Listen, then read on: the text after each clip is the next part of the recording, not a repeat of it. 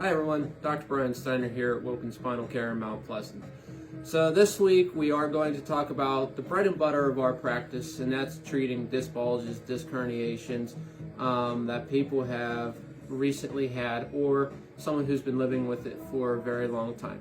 This is a very detailed blog this week. If you need to rewatch it or you have questions for us, give us a call, rewatch it, and if you still don't understand, give us a call. Again, I'm going to try and draw some pictures. They're not as complex as they were the last couple weeks, but it seems like pictures really seem to help patients a lot more, so it helps break down things a little bit.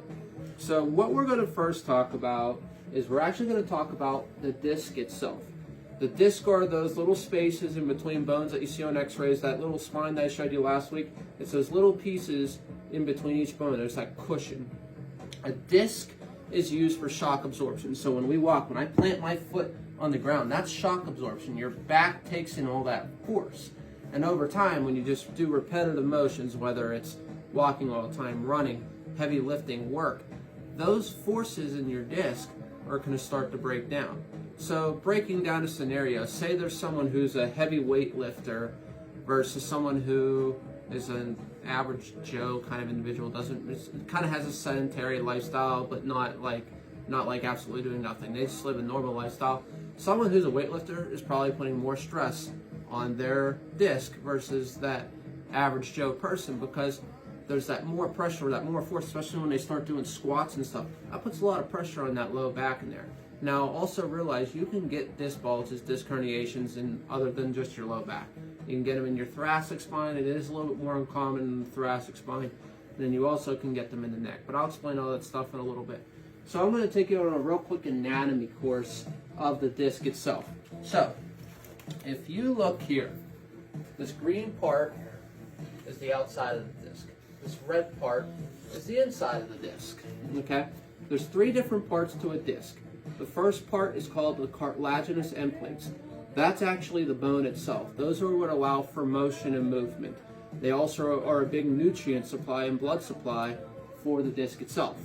Now, if you look at this green section here, this is called the annulus fibrosus. It's made of collagen and proteins. This is the outer layer of the disc. It protects what's the red center right there. The red center is called the nucleus pulposus, or just nucleus for short. So it's a jelly-filled, it's almost like a donut. It's like a jelly-filled donut that just has that nice little cushion in there. Now, I was going to bring a donut in today, but I didn't want to make a mess of everything. I was going to squeeze the donut and show you what it actually looks like when someone's disc begins to bulge or herniate. Basically, that jelly fluid, this center right here, comes out of the disc. And this is where these words come in here. There's two different types of disc injuries. There's disc bulges and there are disc herniations. So there are differences. So a disc bulge, there's two different types. There's a disc protrusion and a disc prolapse. So I'm actually going to erase this red center right here, and I'm going to show you what a disc bulge looks versus a disc herniation. So let's start with disc bulge. So you see how when it was nice and round, this is what a disc bulge will start to look like. It might become a little bit more oval shaped because there's more pressure on that disc now, so it's causing that to happen. Now, obviously, a prolapse is just going to be a little bit more, but a prolapse you might start to see bubble out a little bit more closer to that collagen fibers, the annulus fibrosus there.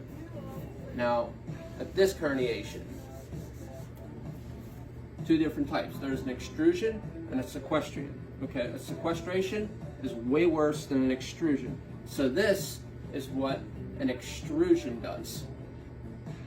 I'm going to erase a little part of that there. The disc starts to leak out. And that's what a herniation is, okay? And obviously this is just an exaggeration, just trying to get you an idea of what it looks like.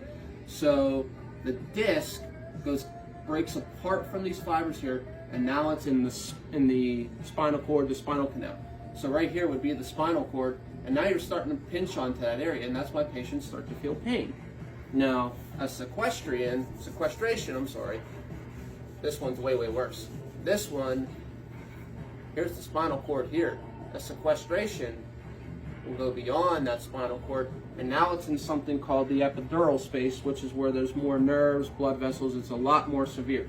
Now, we've treated all of those areas before. This one is by far the hardest to treat. Most patients that we see have either an extrusion or a prolapse here. Okay, so if I had to guess, just average, I bet you more than 50% of our patients see this here, and I'd say about 25% here, and then probably the other, probably another 10% here, maybe 5 or 10% here. So the worse it is, the longer it takes us to treat. Now, what do patients that experience these issues, what do they have when it comes to disc bulges, disc herniations? Pain. Pain is the biggest thing. In a low back patient, they're going to get pain in the low back. It's going to go down their legs, into their feet, numbness, weakness. The reflexes aren't going to be good. They're going to start to have problems going to the bathroom. They're going to have problems in their stomach areas. Those are things with low back. Now, in a neck case, they're going to feel a lot of pain in their neck. Be a lot of arm numbness, a lot of pain, fingers. They're not going to be able to muscle strength. Everything's going to be weakened. So, just depending on where that disc bulge is, where that disc herniation is, that's where patients start to see the problem. Now, the question is, how do we treat them? Come on with me and I'll show you. Does this look familiar? This is our DRX 9000. We have 3 of them. We have one here, we have one there, we have one in the other room. That's for our cervical unit as well. The cervical unit and the lumbar unit together. It's a combo unit. This is what we do. First, we put every patient x-rays, exams, and I've said this time and time again, x-ray, exam, MRIs are very helpful. Don't need them, but they are beneficial in helping us determine the exact area where we need to treat the patient. We adjust the patient every visit. This is a treatment program here, and it's a treatment program that helps very well. I'm going to have my camera lady here. I'm going to have her view all these pictures of all the testimonials we've had. Now, these are just a couple of testimonials of hundreds and hundreds that we've done. We just started to run out of the room in our wall, so we're trying to find more space to do more. But these are just some patients that have been in our office that have successfully undergone our decompression service and have helped very well. And then after they go through the program, we put them on a maintenance program to make sure that they stay and that this stays where it needs to stay. So a lot of information again today. The next couple of weeks, I'm going to talk about some different conditions that are used for our decompression service. The most detailed, though, of all of them is definitely the disc bulge, disc herniations. That's why I wanted to get that one undergoing before any of the other ones. So that's all I have for you today. If you have any questions for me, don't be afraid to reach out to us. Otherwise, I'll see you guys in next week's video. It's going to be on spinal stenosis, and we'll go from there. So everybody have a good week and enjoy the nice weather we're having.